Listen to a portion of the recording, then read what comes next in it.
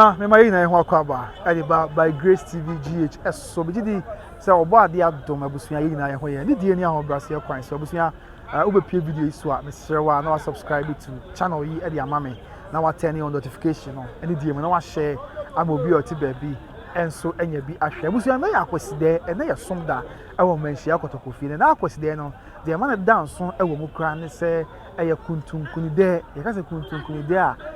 Akwasidae yewura no edi na sa Akwasidae tuntum ene yewura no efra ede abadwumadi na se ne de ni na se na ASANTEMAN na makuna di yado motoso nyensa na ahema ekwa akura ya na no dwada kotoko hene ede to ASANTEMAN nyina anim ema bibia enso ewieye nti abusua ya bedu amu ni abema mo ba mo fa se kwa na osu bedu kotokofie ya de be kosu na ya di mu ama na ebo ebeso nti dofo kame ho isabre ye ntwa mfoni kakra ebra na obetena se na asa ya etwago ni na ya dibire ya aba ya odie ya aba nti na nanom ede ASANTEMAN ne eto fo kotokofie yenko na yenko ka won ko hwe de be kosu wi a ya ka be di na abase kwan so ya de beso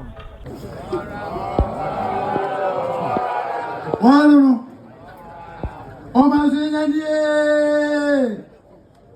Omazinyanie Unu wakuchia nise tutu manswa Umonyenyeni o Wakwati ya meni amponwa Wakenipa wansada Enise tutu Okwa mafana tutu manswa wufong Awutiri wuza pa Wakuchia nise tutu ni kia chinia Utiri ila Bakwa fele kwa domja Wakamfafra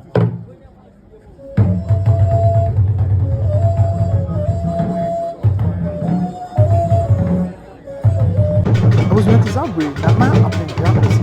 Otumfour na for them. On the Iraq,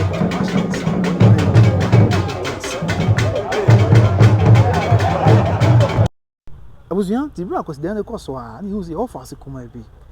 What he sim was Asante this year, ya was some Kotokofie.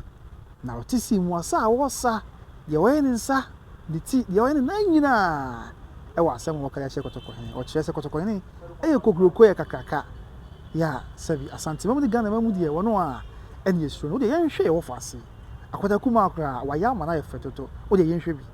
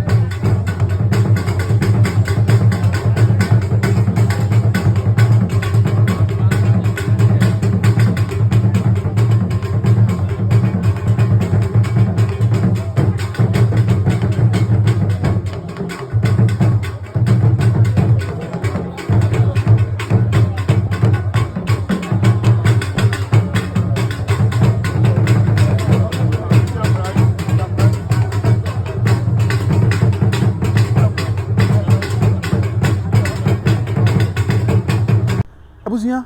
Sabri na duru adehye no so na ene anya asem ketua hwe maame ena wate esi dwom no asa wo sa de wo ye nyina kotoko hene no kanfo no so won say osa na wato anase wo de akire ye wura so ne die mu abom mu ase na makasai abusua wadaro mabru wo de ye nhwe de ye koso ebra otonyom na so wo di asa de kanfo kro bia Asante kotoko hene ene adehye do no aso de kanfo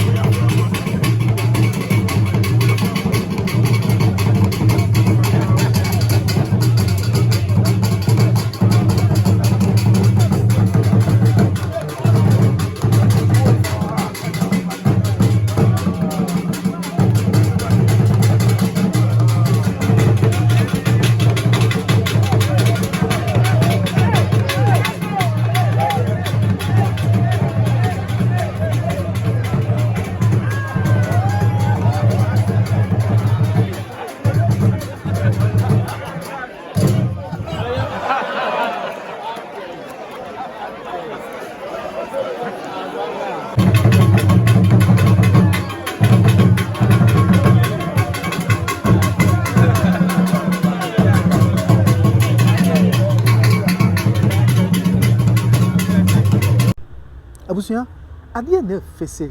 sa na eko na eba kotoko hene ni abre ti asa wo sa nyina kire ni bre ya aka kotoko hene ne bi aka ASANTEMAN nyina sanse na ASANTEMAN eko ekra ti enche kra oni be ma ne muso o ma ne muso ade ya na fene se woni adehye ye maame no mu si nwom so anyina ebedi nkra wo de ye nhwe de ekoso kotoko fese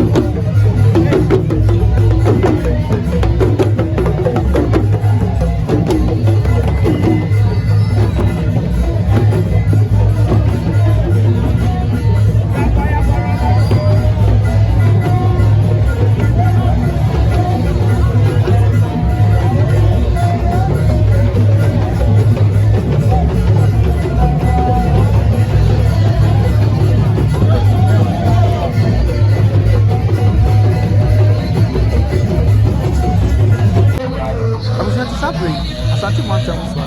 Dr. Frank Amapoint. Obeka Yura, one Rex second. ASANTEMAN Regional Security Council. We're gonna end Yura.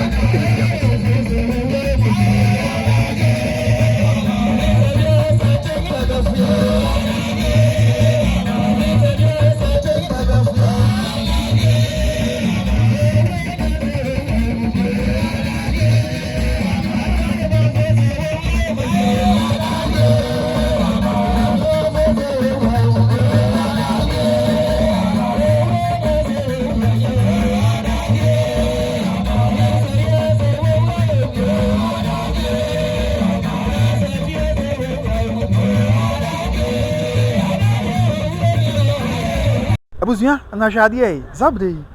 abrantie se kutu se bam ai tentan fidie no so e no so atie simu a ebre on kokokoko wie no na Akwasidae ne ba wie na yenhwe de ono so ye yasa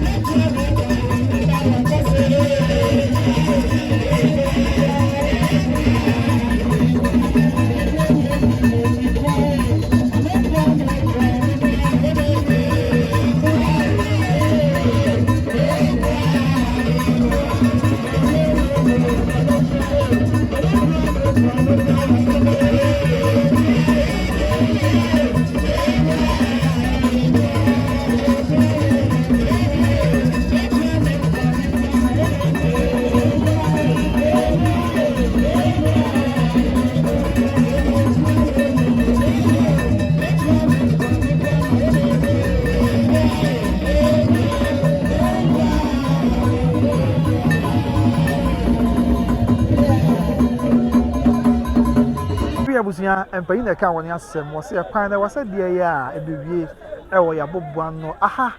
ana bɛrɛ ma yɛ kwan na mu nua bɛrɛ ma kɔpena wosu amane ba wakra mde brɛ mu efiri kɔtɔkɔfie ne nyina asie kai sɛ ɛyɛ ɛnɛ dɛi Akwasidae yɛ ɛtɔ so nsia ɛwɔ afe mpem mmienu ɛne aduonu num mu nso afe bi Akwasidae no ayɛ ana ɛwɔ mu nkono na afe wei afe mpem mmienu ne aduonu num 2025 yi yɛ ɛtɔ so nsia ɛna ɛkɔ so ɛnɛ dɛi na somebody can catch on the amount down so they said no day na ye kuntunkunu there sansa na ahema na ASANTEMAN na ma play the yard motor so miensa ekọ kurant na ahema ekura akọ no is na yewura no nyina efra tuntum e de ba Akwasidae no ase yehu na ma brempɔfo ya ewo kumase sɛ obɛka kɔtɔkɔ hene ho ani yewura edi na Akwasidae yehu na trɛ de hene afei ɛyɛ na